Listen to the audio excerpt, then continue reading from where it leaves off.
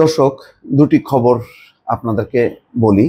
সেই খবর শুনেই আপনারা বুঝতে পারবেন যে এই যে ভারত পাকিস্তানের উপর হামলা করলো, এর ফলাফলটা কি। ফলাফলটা হলো এই যে পাকিস্তানে হামলায় ভারত একদিনেই হারিয়েছে 8,500 কোটি রুপির সামরিক সরঞ্জাম। 8,000 কোটি রুপি মানে বুঝতে পারছেন, বাংলাদেশের থেকে রুপি একটু শক্তিশালী। সুতরাং সেই অর্থে যদি টাকার হিসাব করা হয়, প্রায় 10,000 কোটি টাকার সামরিক সরঞ্জাম তারা হারিয়েছে একদিনেই।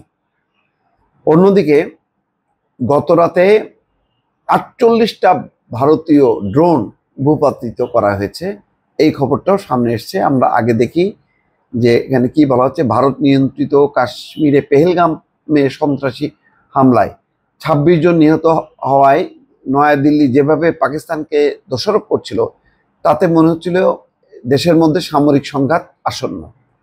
বিপরীতে পাকিস্তান ও কাশ্মীর সীমান্তে যেভাবে উস্কানি দিচ্ছিল, তাতেও স্পষ্ট হয়ে ওঠে এই যুদ্ধের বিষয়টি। তবে মঙ্গলবার দিবাগত রাতে ভারত পাকিস্তানে বেশ কয়েকটি স্থানে হামলা চালালে সংঘাত আনুষ্ঠানিক রূপ নেয়।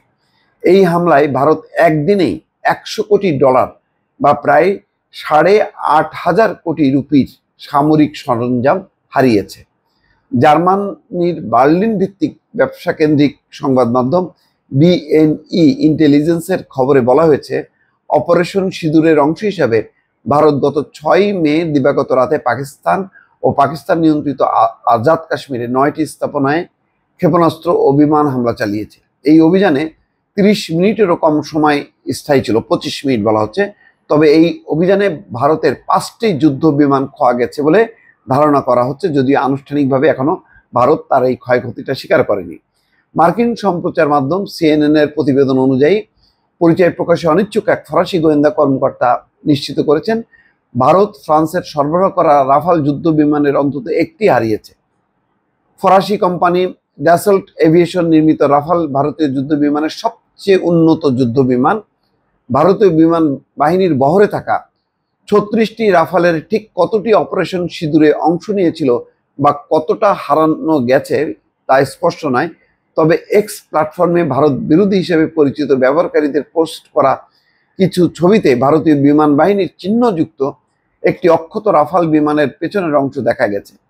এসব ছবি ইঙ্গিত দেওয়া হয়েছে যে BS-001 সিরিয়াল নম্বরের বিমানটি সম্ভবত খোয়া গেছে। গত বুধবার দিনভর বিবৃতিতে পাকিস্তান দাবি করে তারা ভারতের 3টি রাফাল এবং রুশ নির্মিত একটি মিগ ও একটি সুখোই 30 MKI যুদ্ধ বিমান গুলি করে ভূপাতিত করেছে। সিএনএন এর অন্য এক প্রতিবেদনে পাকিস্তানের প্রতিরক্ষা মন্ত্রী খাজা মোহাম্মদ ইউসুফকে উদ্ধৃত করে বলা হয়, পাকিস্তানের বিমান বাহিনী এরিয়াল ফাইটে বা আকাশ যুদ্ধে ভারতের বিমানগুলোকে ক্ষেপণাস্ত্র ছুড়ে ভূপাতিত করেছে। অপারেশন সিঁদুরের সময় বা তারপরে ভারত কোনো বিমান বা সরঞ্জাম হারানোর কথা এখনো স্বীকার করেনি। তবে এক্স পোস্টে আরও একটি ছবিতে চীনের তৈরি PL-15 আকাশ থেকে আকাশে নিক্ষেপযোগ্য ক্ষেপণাস্ত্রের অংশবিশেষ দেখা গেছে। ছবিটি ভারতের পাঞ্জাব অঞ্চলে পড়েছে বলে দাবি করা হয়েছে। পাকিস্তানি বিমান বাহিনীর J-10 যুদ্ধ বিমান থেকে সম্ভবত ছোড়া PL-15 ক্ষেপণাস্ত্রের আঘাতে ভারতীয় বিমান বাহিনীর রাফাল ভূপাতিত হয়েছে, এমন সুনির্দিষ্ট প্রমাণ মেলেনি। তবে এই দাবিটি নয়াদিল্লির প্রতিরক্ষা নীতি নির্ধারকদের জন্য সবচেয়ে খারাপ পরিস্থিতি বহন করে।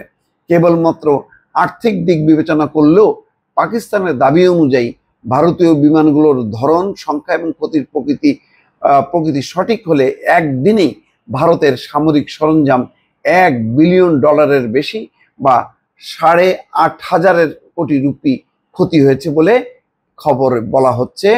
অন্য এক খবরে বলা হচ্ছে, গত রাতে 48টি ভারতীয় ড্রোন ভূপাতিত করার দাবি পাকিস্তানের। সেই খবরে বলা হচ্ছে, রাষ্ট্রীয় সম্প্রচার মাধ্যম PTV নিউজ জানিয়েছে, গত রাতে হিসাব সহ পাকিস্তান কর্তৃক ভূপাতিত ভারতীয় ড্রোনের মোট সংখ্যা 77-এ দাঁড়িয়েছে। মোট মানে 2 দিন মিলায় মোট 77টা ড্রোন ভূপাতিত হয়েছে। নিরাপত্তা সূত্র টেলিভিশন চ্যানেলকে জানিয়েছে, পাকিস্তানের সেনাবাহিনী ভারতীয় আগ্রাসনের উপযুক্ত জবাব দিচ্ছে। দর্শক, ভালো থাকবেন। আল্লাহ হাফেজ।